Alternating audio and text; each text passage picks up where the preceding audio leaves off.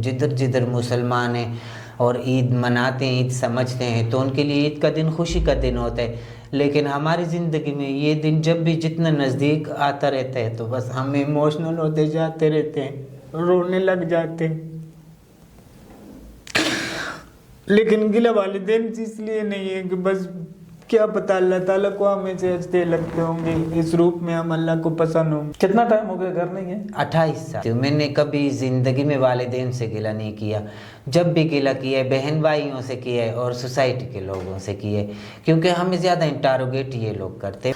آپ کا شناختی کارڈ بن گیا کہ نہیں؟ نہیں، تقریباً یہ 12واں سال ہے، اور میں ناظرہ کے دفتر کے چکر کاٹ کاٹ کے تک گئی ہوں، بہت کچھ دیکھا، سونا پتل، آرام آرائش، فالوورز، چاہنے والے، سب کچھ دیکھ لیے، کسی چیز کا ارمان نہیں ہے مجھے، یہ ارمان ہے کہ میں عمرہ کروں۔ اس سے بڑھ کر ثبوت اور کیا ہے، وہ تصور میں آئے ہوئے ہیں۔ السلام علیکم، میں ہوں عامر اظہروی۔ عید کا موقع ہے، عید کے موقع پہ تمام لوگ اپنی فیملی کے ساتھ ہوتے ہیں، بچوں کے ساتھ ہوتے ہیں، گپ شپ کرتے ہیں، عید کے ماحول کو انجوائے کرتے ہیں۔ لیکن ایک طبقہ ایسا بھی ہے جو عید کے روز وہ اپنی فیملی کے ساتھ نہیں ہوتا، اپنے رشتہ داروں کے ساتھ نہیں ہوتا، اپنے عزیز و اقارب کے ساتھ نہیں ہوتا، بلکہ وہی ان کی چھوٹی سی دنیا ہوتی ہے، چھوٹا سا کمرہ ہوتا ہے، اور وہ اس کے اندر بیٹھتے ہیں اور بیٹھ کے اپنے پیاروں کو یاد کرتے ہیں اور اسی انتظار میں عید گزار دیتے ہیں۔ آج ہمارے ساتھ موجود ہیں سمن شانی، جو ٹرانسجنڈر ہیں۔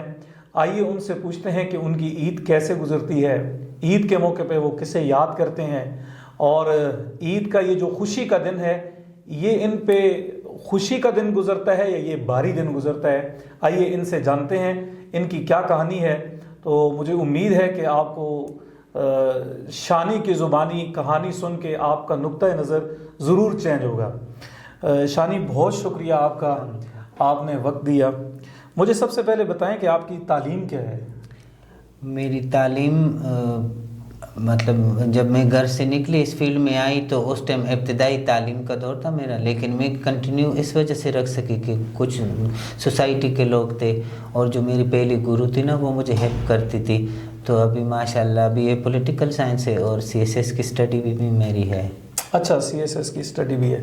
مجھے پتہ چلا ہے کہ آپ کوئی گاتی بھی ہیں، شاعری وغیرہ بھی کرتی ہیں، کوئی مووی وغیرہ کسی میں بھی کام کی ہے؟ جی، شروع میں جب میں آئی نا تو ادھر مطلب لائیو میوزک کے ساتھ سنگنگ کرنے کا ایک رواج بھی تھا اور کافی ڈیمانڈ تھی۔ اچھا، ادھر کے جو بیسکلی ہندکو اسپیکنگ جتنے بھی سنگر تھے یا میوزیشین تھے نا، تو پھر ان کے ساتھ میرا ٹائم گزرتا تھا، ان کو دیکھتی تھی، سنتی تھی، تو میرا بھی دل کرتا تھا میں سنگر بنوں نا۔ پھر اس کے لیے میں کافی علاقوں میں جیسے لاہور ہو گیا، میاں والی، مردانہ، جو نامور یا فنکار لوگ جن کو کہتے ہیں، جو سیلیبریٹیز تھی، ان سے ملنا شروع کیا، پھر ان سے ریہرسل لیے، ان کی تھوڑی بہت خدمت کر کے ان سے کچھ نہ کچھ سیکھا، اور پھر باقاعدہ میں تقریباً 2007 سے تقریباً 14-15 سال لگاتار رات کو فنکشن میں خود گاتی رہی ہوں، ون مین شو کی طرح۔ جیسے ون مین شو ہوتا ہے اس طرح میں سنگر ہوتی تھی، اسٹیج پہ ہوتی تھی اور ڈانسر آگے پرفارم کرتے تھے، میں گاتی تھی، ہر زبان میں گاتی تھی۔ اچھا، مثلا کون سی زبان میں؟ مطلب ہندکو میں بھی گاتی تھی، پشتو میں بھی گاتی تھی، اردو میں بھی گاتی تھی، پنجابی میں بھی گاتی تھی، سرائکی میں بھی گاتی تھی، اور کبھی کبھی فارسی میں بھی گا لیتی تھی۔ جو چیز اچھی لگتی تھی نا اس کو پک کر لیتی تھی، اور باقاعدہ ریہرس کرتی تھی، ریہرسل کے بعد پھر اس کو پرفارم کرتی تھی۔ اور اب کیا ترتیب ہے؟ اب وہ والا دور تو چلا گیا، اب تو ڈیجیٹل دور ہے، اور دوسری بات یہ ہے کہ تھوڑا سا آرٹیفیشلزم بھی ہے نا، تو وہ والی چیز نہیں ہے۔ مطلب جو وہ سادہ دور تھا، لوگ جمع ہوتے تھے، رات کو سنگر کو سنتے تھے اور اس کو اپریشیٹ کرتے تھے، اس کو ٹائم دیتے تھے۔ اب ڈیجیٹل دور ہے، بس گانا پلے کیا اور اس پہ ڈانس کیا، ڈانسر کو بھی نچایا، ساتھ میں خود میں بھی چل کیا اور بس ٹائم گزار دیا۔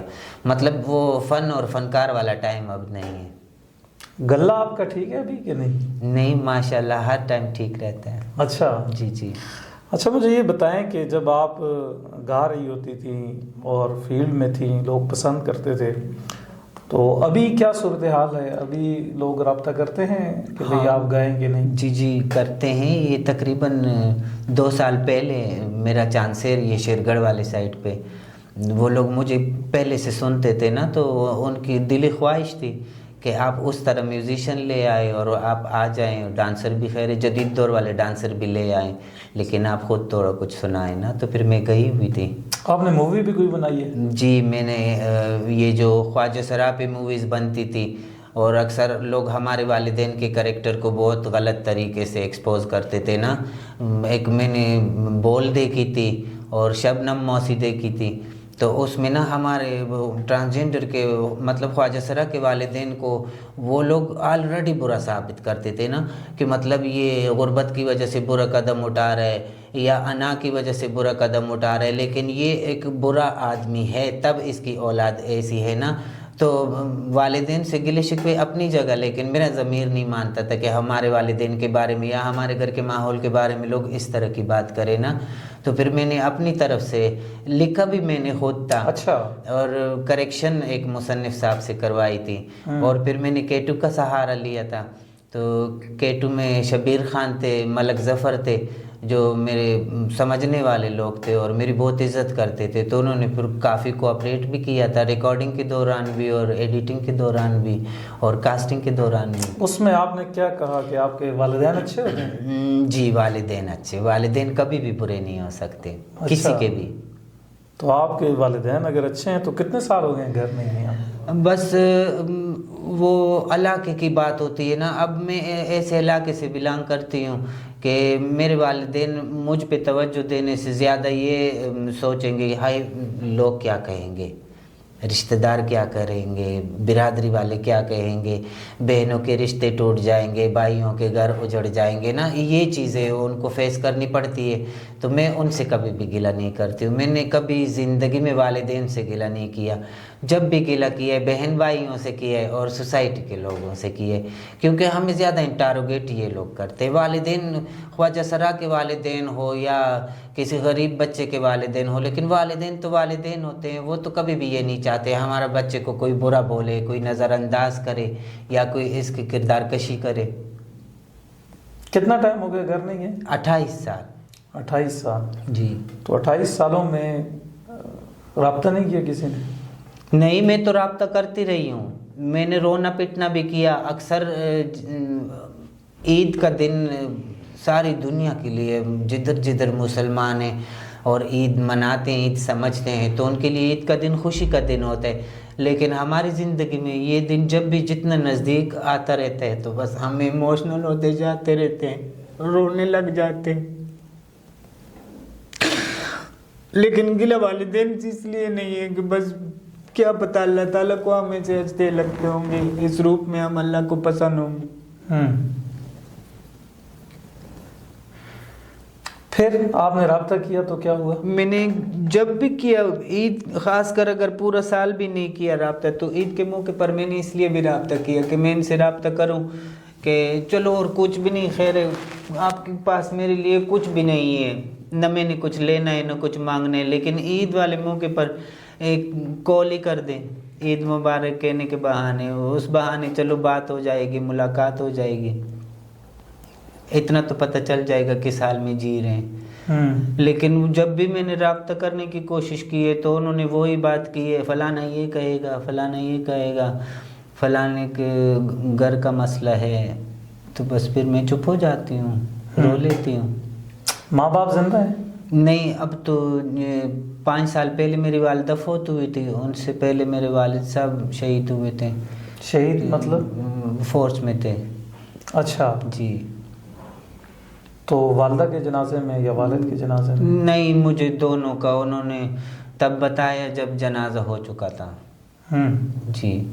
تو آپ پڑھی لکھی بھی ہیں، چیزوں کو دیکھتی بھی ہیں، سمجھتی بھی ہیں، تو جس فیلڈ میں آپ ہیں ماں باپ کا یہاں جنازہ نہ ہو سکے، دل پہ بوجھ تو ہوتا ہوگا؟ بہت زیادہ بوجھ ہوتے ہیں. میں نے آپ کو بولا نا وہ جنازہ تو ایک آخری دیدار والی بات ہوتی ہے نا کہ زندگی میں یہ بندہ پھر کبھی آئے گا ہی نہیں، کبھی ملے گا ہی نہیں، کبھی نظر ہی نہیں آئے گا. تو بہت زیادہ تکلیف، اتنی تکلیف ہوئی تھی کہ مجھے ہارٹ اٹیک ہوا تھا اور میں 9 مہینے بستر پہ تھی. اور اس دوران والد صاحب اور والدہ کی فوتگی کے بعد، اور میں نے اس دوران بھی کوشش کی کہ کسی طرح رابطہ ہو جائے.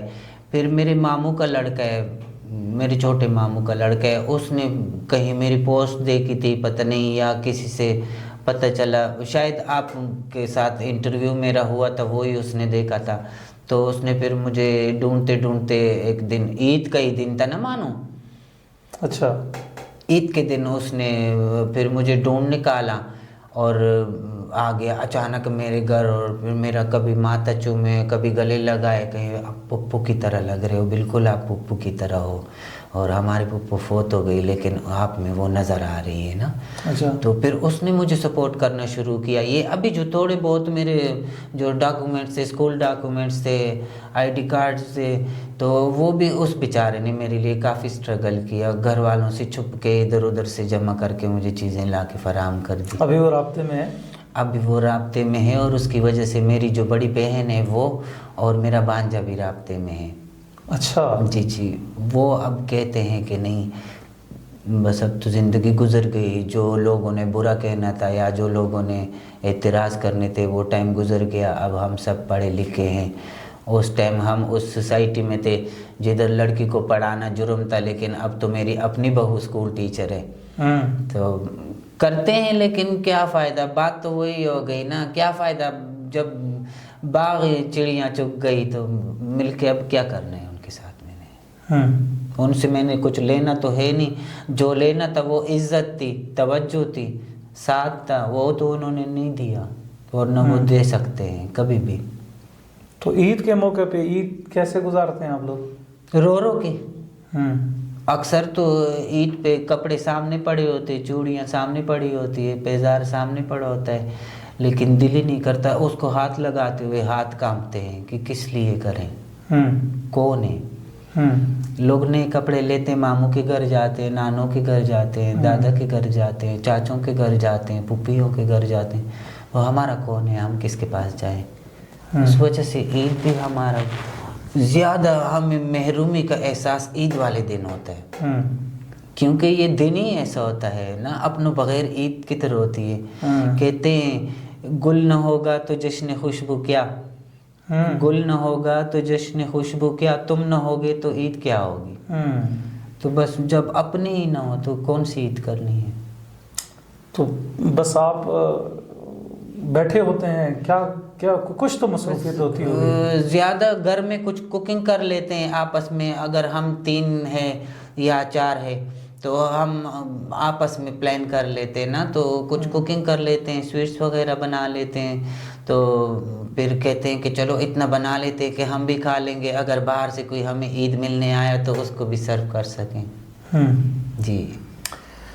آپ کا شناختی کارڈ بن گیا کہ نہیں، تقریباً یہ 12واں سال ہے، اور میں ناظرہ کے دفتر کے چکر کاٹ کاٹ کے تک گئی ہوں، کبھی کون سا ایشو، کبھی کون سا ایشو.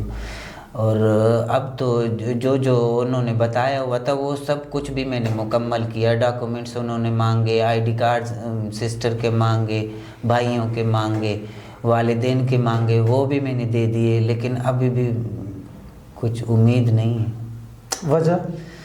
بس وجہ یہی ہے کہ حکومت کی طرف سے اگر نہیں بھی ہے تو ادھر شاید نادرا والوں کو یہ چیز نہیں اچھی لگتی ہوگی، یا وہ یہ چاہتے نہیں ہوں گے کہ یار ہم کسی مستحق کے بھی کام آ جائیں.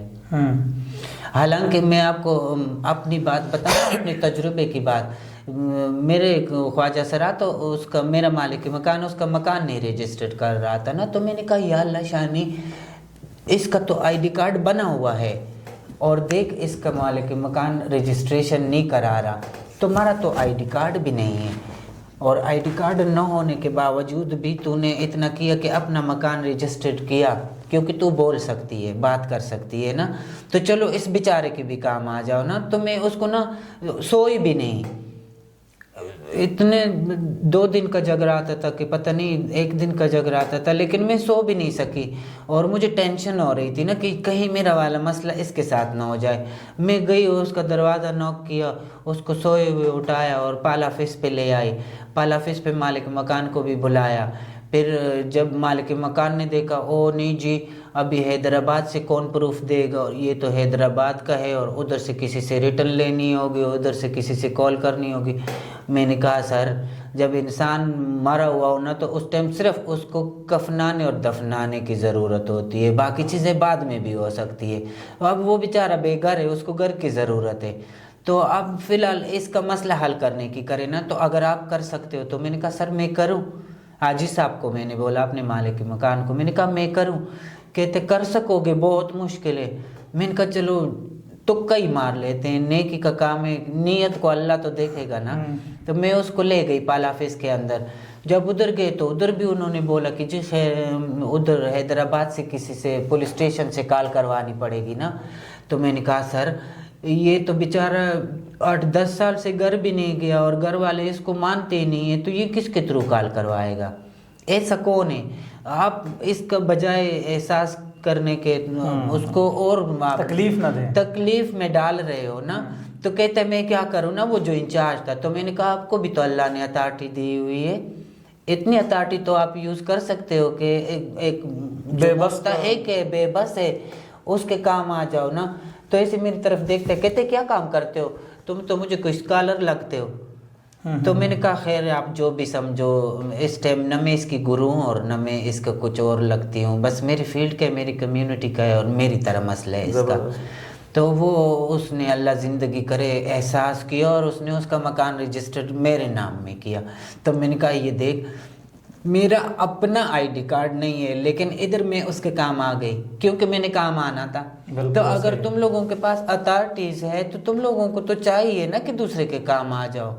वैसे कार्ड बन गया तो बनने के बाद क्या इरादा है, क्या करना है? मैं तो कहती हूँ कार्ड बनने के बाद ना मैं एक शेरनी की तरह टूट पड़ूंगी हर उस शोबे पे, हर उस सोसाइटी पे और हर उस बंदे पे जिन्होंने हमें डिक्रीज करने का सोचा है। कभी हमारे लिए सोचा नहीं कि यार हम भी अल्लाह की मखलूक है, हम भी माँ बाप से पैदा हुए। डाउनलोड, हाँ, मेरा ज़िंदगी का आखिरी अरमान ये है कि मैं कभी उम्र करने जाऊँ। और तकरीबन 3-4 साल से मैं बाकायदा ये जिक्र भी करती रहती हूँ कि मैंने उम्र करने, बाकी मैंने ज़िंदगी में वालिदैन का प्यार नहीं देखा, बहन भाइयों का साथ नहीं देखा, लेकिन बाकी बहुत कुछ देखा। सोना पित्तल, आराम आराइश, फॉलोअर्स, चाहने वाले, सब कुछ देख लिए। किसी चीज़ का अरमान नहीं है मुझे। ये अरमान है कि मैं उम्र करूँ, क्योंकि अब इंशाअल्लाह इरादा भी है और अल्लाह से बस एक इल्तिजा है कि अल्लाह मेरा ये अरमान पूरा कर दे। रोज़े रसूल पे जाना है जी इंशाअल्लाह। क्या कहना है? बस उधर रोना है और एक आखिरी दफ़ा ज़िंदगी को ना एक तसल्ली देनी है कि यार मायूस नहीं हुआ करो, चलो अल्लाह ने अपना दर दिखा दिया, ये भी बहुत है। क्योंकि उस दर पे भी जाने के लिए काफ़ी पापड़ बेलने पड़ते हैं और पैसे के बगैर तो हो ही नहीं सकता। लेकिन मेरा अरमान है, अब देखें, अल्लाह ताला आपको ले जाए। अच्छा मुझे ये बताएं कि ये जो बूढ़े ख्वाजा सरा हैं, जी जी, आपके तो बच्चे नहीं हैं, वो रहते हैं। अभी पिछले दिनों इब्टाबाद में भी ख्वाजा सरा फौत हुआ, उसका वारिस कोई नहीं था। जी बिल्कुल। हमने 2 दिन उसकी तहरीर लगाई, पोस्ट लगाई कि यार इसका कोई वारिस सामने है, तो वो नहीं आया। जी, तो मुझे बताएं कि ऐसा कोई हादसा होता है जी, ऐसा कोई ख्वाजा सराफ होता है जिसका वारिस कोई सामने नहीं आता, तो आप क्या सोचती हैं? यानी आपकी कम्युनिटी के अंदर क्या एहसास पाया जाता है या क्या खौफ, आप लोग क्या महसूस करते हैं कि इस तरह के हादसे और वाक़े के बाद? मतलब इस तरह के हादसा देखकर अव्वल तो हम अपने बारे में सोच में पड़ जाते हैं ना कि हमारा क्या होगा। चलो अब तो हम हाथ पैर मार सकते हैं, कुछ ना कुछ कर लेते हैं, और नहीं तो नाचने या जो हमसे अच्छे हैं कमाने वाले ख्वाजा सरा है उनके पास हम जाकर उनकी खिदमत कर लेते हैं, हांडी कुकिंग वगैरह कर लेते हैं, बर्तन धो लेते हैं, या उनके कैश केयर की تو بس کچھ نہ کچھ روزی کا ذریعہ بن جائے گا. لیکن وہ جو ہم سے بھی زیادہ سینئر ہے تو وہ بیچارے کیا کریں گے نا, اس سوچ میں پڑ جاتی ہوں. میں خود ذاتی طور پر یہ بات کر رہی ہوں.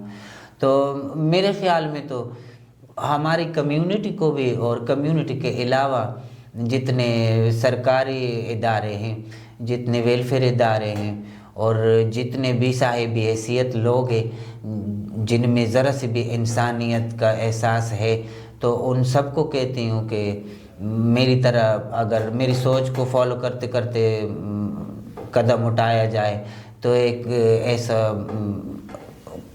گھر ہو جس کو اولڈ ٹرانس ہوم بھی کہہ سکتے ہیں آپ, اور اس کے علاوہ بھی اگر کوئی مستحق ہے جو اولڈ نہیں بھی ہے لیکن مستحق ہے جس کو ضرورت ہے ساتھ دینے کی, تو ان ٹرانسجینڈر کے لیے یا ان خواجہ سرا کے لیے ایک ایسا گھر ہو جس میں ان کو مطلب 2 وقت کی روٹی ملے, چھت ملے, کپڑا ملے. جن جگہوں پہ آپ رہتے ہیں وہاں کیا مسائل ہیں؟ ادھر سب سے بڑے مسائل تو یہ ہوتے ہیں کہ جب ہمارے فنکشن وغیرہ نہیں ہوتے اور آمدن نہیں ہوتا تو ہمیں کرائے اور بل کے ایشوز ہوتے ہیں کافی سارے. اچھا جی. اور دوسرا سب سے بڑی بات ایشو والی یہ ہوتی ہے کہ اگر ہم کسی محلے میں رہتے ہیں تو محلے دار ہمارے اگینسٹ کھڑے ہو جاتے ہیں, اور جی یہ ماحول خراب کرتے ہیں, یہ جنریشن کو تباہ کر رہے ہیں. اگر ہم کسی مارکیٹ میں رہتے ہیں تو بازار والے پٹنے رونے لگ جاتے ہیں, او جی یہ ہمیں خراب کر رہے ہیں. یار آپ لوگ باوضو رہا کرو نا. آپ کیوں اتنے جلدی خراب ہو جاتے ہو؟ آپ کوئی مٹی کے ڈلے ہو جو خراب ہو جاتے ہو؟ انسان ہو, اشرف المخلوقات ہو, آپ جتنا اپنے نفس کا ساتھ دے رہے ہو اتنا اپنے نفس پہ قابو رکھو نا. بس خواجہ سرا خراب کرتے ہیں ہمیں نا, سوسائٹی والے نا ایک کالے دبے کے طور پر یوز کرتے ہیں. جدھر ان کو کچھ فٹنس کے لیے نہ آئے تو وہ ہمیں ادھر فٹ کر دیتے ہیں. یہ جرلی خالی جگہ پر ہو گئی, خواجہ سرا کا نام استعمال ہو گیا. تو اس چیز سے بھی بچ جائیں گے. یعنی آپ کے لیے الگ اگر ایک جگہ ہوتی ہے تو آپ یہ کہتے ہیں کہ بھائی ہاں میں یہ سہولت ہو جائے گی. جی جی. تو شانی بہت شکریہ آپ کا. آپ ہمیں کچھ سنائیں گے؟ رمضان کا مہینہ ہے, کوئی نعت سنا دیں. نعت سناؤ, کچھ سنا دیں ایسا.